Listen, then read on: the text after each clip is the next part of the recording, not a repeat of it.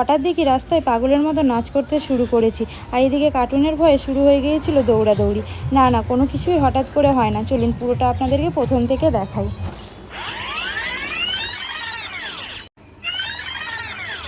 আজকে ছিল আমাদের বাড়িতে মনসা পূজা। সকাল সকাল প্রিন্সটা স্নান করে রেডি হয়ে দাদা স্নান করা দেখছিল।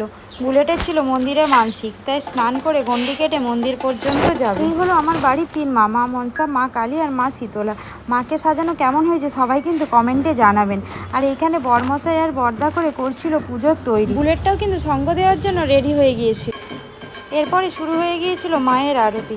এত ভিড়ে সবার অবধি আরতি পৌঁছে দেওয়াটাই ছিল সব থেকে বড় ব্যাপার। আরতি শেষে শুরু হয়ে গিয়েছিল হোম। বর্দা জেঠু করে এখানে হোম করতে বসে গিয়েছিল। পূজা শেষে ছিল আরেকটি বড় দায়িত্ব, সেটি হলো এই পুচকি সোনার অন্নপ্রাশন।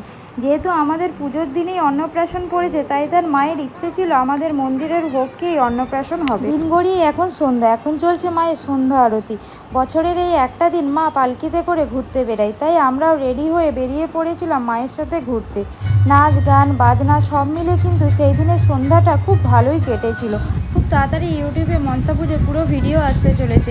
আমরা মনসা পুজোয় কেমন এনজয় করলাম দেখার জন্য চ্যানেলটিকে সাবস্ক্রাইব করে দিয়ে পাশে থাকবেন। Bye bye.